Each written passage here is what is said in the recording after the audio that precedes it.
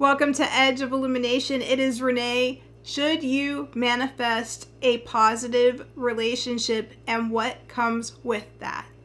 I'm going to share my experience, and my viewpoint may be a little controversial. Manifesting a particular partner may sound like a great idea to imagine what it would be like with your ideal person, what they would look like or how they would be, what you would do together, and it does work and you can do it. However, there is potentially a major pitfall that comes with it. When you're manifesting in a person, typically you have to be at a really high vibration. You have to have a high frequency. You have to be feeling really, really good. You're excited and you actually believe what you're manifesting. So you believe that this love is coming to you. You believe you're going to have this person to do all these fun things with. There are all different types of ways to manifest. You have the law of assumption. You have the law of attraction, a bunch of different ways. But the problem I've found is this. So you meet this person. You're in an extremely high vibration, high frequency. You're feeling great. At first, everything seems magical. It's really exciting. You want to tell everyone. And then all of a sudden, you might have a bad day.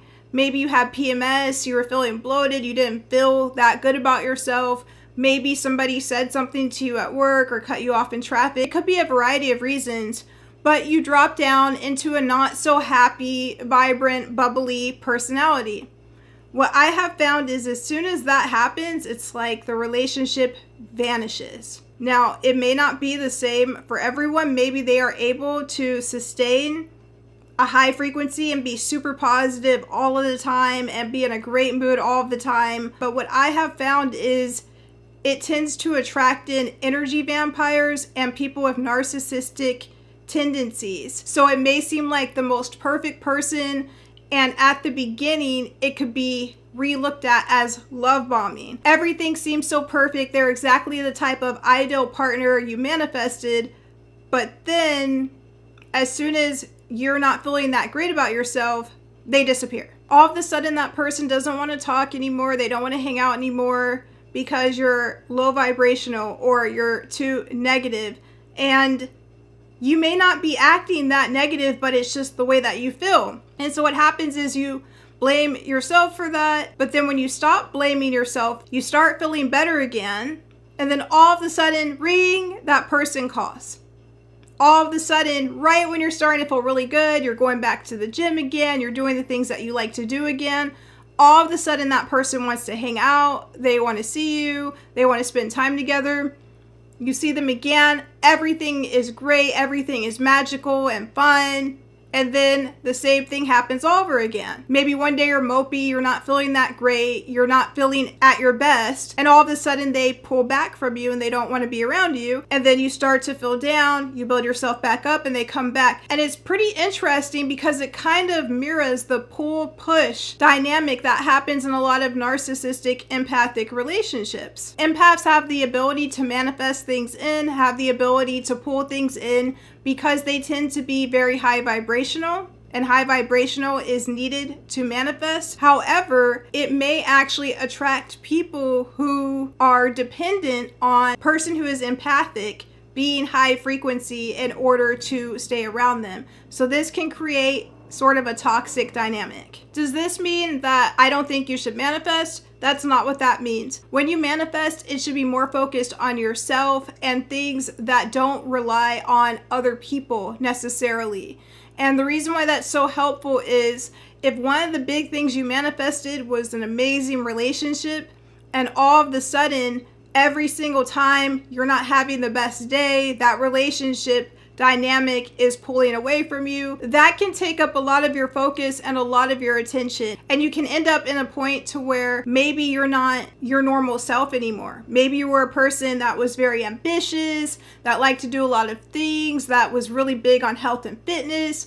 And all of a sudden, you don't want to spend as much time doing that because you're focused on your other manifestation. Now, I'm going to draw the parallels here. It is kind of ironic that energy vampires, these are people that tend to drain the people that they are around, that tend to only come around when it's beneficial for themselves. tend to be attracted to very high vibrational people. High vibrational people tend to be empathic and people that can manifest really well when they're in the right frequency. The Bible says to lay up your treasures in heaven and not put it in the world. And that's extremely important. I think that with this powerful manifestation ability, it should be used for something bigger than a romantic partnership. If you accidentally are manifesting a person in who has the appearance of, or looks like, or acts like everything that you manifested, what if that is just the exterior?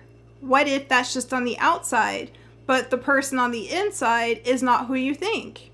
Just food for thought. Another thing I have noticed is a lot of times when I see people rapidly age or rapidly lose their creativity or their vitality, it is typically after they have been in an unhealthy relationship. There's a phenomenon where I've seen women who are so beautiful and so vibrant, and they get into the wrong relationship, and men as well. Men who are so attractive and so full of life and creative, and they get into the wrong relationship and they become a shell of themselves. We already know, if you know about narcissism, that narcissists are attracted to empaths. Although I am a sociologist as well, these are my own opinions based on observation, independent studies, academic studies, and more. But my theory is, in most relationships, there is one person that is the giver and one person that is the taker. There's one person that is supplying the energy and one person that is draining the energy. So it's really important to be careful with who you are with. If you value your vitality, if you value your appearance and your creativity,